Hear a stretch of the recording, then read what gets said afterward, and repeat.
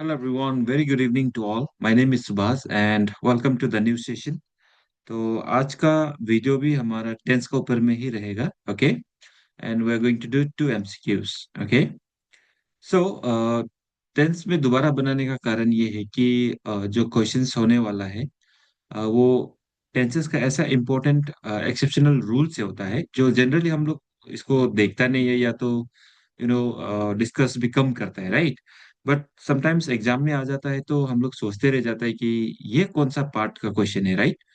क्योंकि general use तो हर कोई जानता है, तो एक्सेप्शन वाला यूज जो होता है कभी कभी वहां से भी क्वेश्चन बन सकता है। जैसे ये आप क्वेश्चन देखिए, क्वेश्चन नंबर वन में है, स्पॉट एरर है, this is the first time you have ever drink alcohol, no error, right?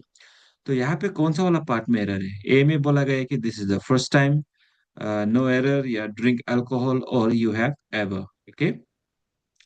तो चारों ऑप्शन में से जो मिस्टेक है वो है आपका ऑप्शन सी में, यानी कि यहाँ पे सी है, बट यहाँ पे आप देखिए, यहाँ पे है आपका ये भी सी है, ठीक है? हमें भी सही है, सी है, ड्रिंक अल्कोहल, ठीक है? अब ऐसा क्यों है? क्योंकि ये आता है आपका structure in present perfect tense, ठीक है? क्या में आएगा आपका? प्रेजेंट परफेक्ट टेंस में आएगा। अब प्रेजेंट परफेक्ट टेंस में क्या होना चाहिए? प्रेजेंट परफेक्ट टेंस में क्या होता है आपका? जैसे कि सब्जेक्ट प्लस, देखिए अभी के लिए हम शॉर्ट में लिख रहे हैं, सब्जेक्ट प्लस यहाँ पे जितना भी सिंगुलर प्लूरल एक साथ, तो उसके लिए हम क्या करेगा कि हैव या तो हैज प्लस एक्शन वर्ब का पास्ट पार्टिसिपल फॉर्म होना चाहिए, ओके? तो जब भी पास्ट पार्टिसिपल का यूज किया जाता है तो यहाँ पे ड्रिंक नहीं होना चाहिए, इसके जगह पे आपको क्या लिखना चाहिए? ड्रंक होना चाहिए, ठीक है? यानी कि ये पहली बार है कि आप ड्रंक हुआ है या तो आपने दारू पिया है, ओके, अल्कोहल पिया है, राइट? तो यहाँ पे अकॉर्डिंग टू दिस सेंटेंस आपने पहली बार अल्कोहल कंज्यूम किया है, ओके? तो यहाँ पे इसलिए ड्रिंक नहीं, ड्रंक होना चाहिए। सो सेंटेंस होना चाहिए कि this is the first time you have ever drunk alcohol, right? ये पहली बार है कि आपने अल्कोहल कंज्यूम किया है, यस और नो? अब देखिए ऐसा क्यों है कि यहाँ पे दूसरा टेंस नहीं हो सकता है? तो रीजन ये है कि प्रेजेंट परफेक्ट में ही ऐसा स्ट्रक्चर होता है। यहाँ पे कुछ फ्रेजेस है जिसका शुरुआत जैसे this is the first time, जो अभी का सेंटेंस में दिया गया है, this is the first time, ये हो सकता है शुरुआत में अगर ऐसा होगा। या तो दूसरा हो सकता है आपका, let's say, it is the first time, it is the first time, शुरुआत ऐसा भी हो सकता है। दूसरा आपका ये भी हो सकता है, this is the worst, okay? और एक होता है कि ये भी हो सकता है, this is the easiest, okay? तो ये चारों से जब भी शुरू होगा तो याद रखना प्रेजेंट परफेक्ट, ठीक है? आपका सेंटेंस क्या होना चाहिए? Present perfect. और प्रेजेंट परफेक्ट का फॉर्मूला क्या होता है? सब्जेक्ट प्लस, अगर प्लूरल है तो हैव, सिंगुलर है तो हैज, उसके बाद में पास्ट पार्टिसिपल, ठीक है? तो एग्जाम्पल के लिए यहाँ पे आपको हम और एक एग्जाम्पल दे देते हैं, जैसे कि अगर हम बोलता है this is the easiest, let's say, thing, right? उसके बाद में कॉमा, कॉमा, फिर आप बोलना चाहिए प्रेजेंट परफेक्ट में, आई हैव एवर डन। तो आप बोलते हैं कि ये सबसे ज्यादा इजीएस्ट वाला चीज था जो मैंने मतलब आज तक जिंदगी में जो भी किया उनमें से सबसे ज्यादा इजी वाला था, है ना? आप ये भी बोल सकता है, दिस इज द वर्स्ट, ठीक है? वर्स्ट सिचुएशन, ये सबसे ज्यादा वर्स्ट सिचुएशन है, ठीक है? आप बोलता है कि आई हैव एवर फेस्ड, हम जिंदगी में आज तक जितना भी फेस किया है उनमें से ये सबसे ज्यादा वर्स्ट वाला सिचुएशन था, मतलब है, ओके? तो परफेक्ट टेंस का स्ट्रक्चर ये होता है एक एक्सेप्शन रूल के अंदर में।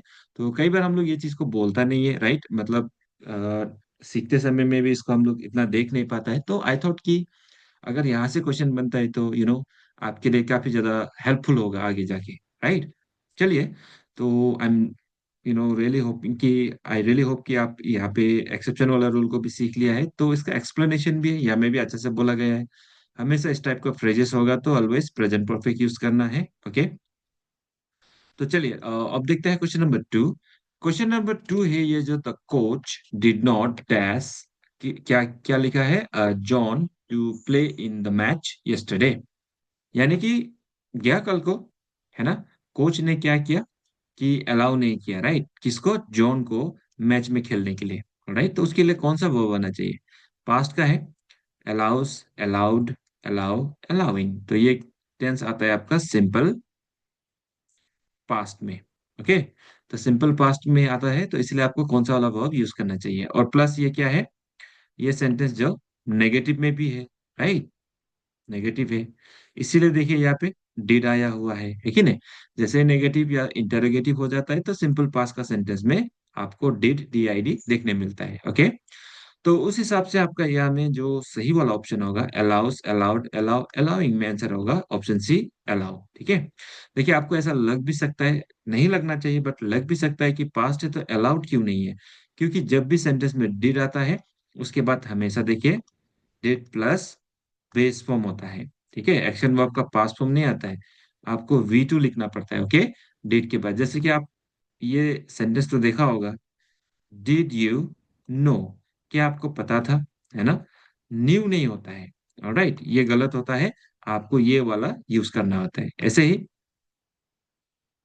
मैंने देखा था बोलने से I did C, I did so नहीं होता है। ठीक है, आई डिड सी, वैसे ये एम्फेसाइजिंग थोड़ा सा काइंड ऑफ हो जाता है, पर स्टिल ये यहाँ पे आप ऐसा जब बोलता है कि हाँ मैंने देखा था, बिल्कुल देखा था, तो आई डिड सी।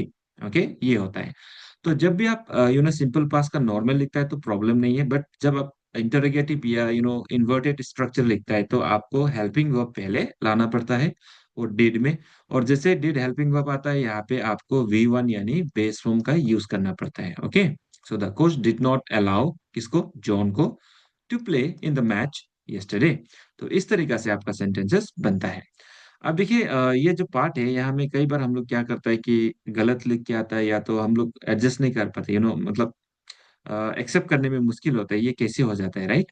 तो ऐसा कई सारा सेंटेंस है जिससे आपको ये पता चलता है कि यही सही स्ट्रक्चर होता है। ओके, जैसे यहाँ पे आप देख सकते हैं, अगर हम इंटरोगेटिव में भी पूछता है, जैसे कि क्या आपने सुना था, तो मेरा क्वेश्चन क्या रहेगा आपके लिए, डिड यू हियर, है ना। डिड यू हर्ड नहीं होगा, ठीक है, डिड यू हियर होगा। तो आप इंटरोगेटिव बनाइए, नेगेटिव बनाइए, या ये इन्वर्जन का पार्ट भी बोल सकते हैं, या तो डेडिकेटेड इन्वर्जन भी बनाइए एडवर्ब का यूज करके, है ना।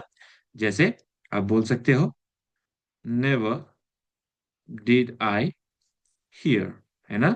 जैसे ही डिड आता है तो याद रखना यहाँ पे हमेशा हियर आता है। Never did I hear of him, मैंने उसके बारे में कभी नहीं सुना, है ना, मतलब एम्फेसाइज कर रहा है कि हम उसके बारे में सुना ही नहीं है। ओके, तो इस टाइप का स्ट्रक्चर में भी कई बार हम लोग फंस जाता है एग्जाम देते समय में, है ना। तो याद रखना, ये भी एक सिंपल पास्ट का जो स्ट्रक्चर है उसमें काफी इंपॉर्टेंट पॉइंट से आता है।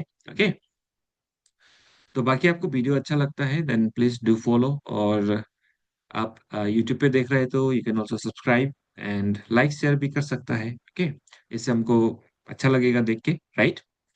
तो चलिए आज के लिए इतना है, thank you very much for watching and I will see you in the next video.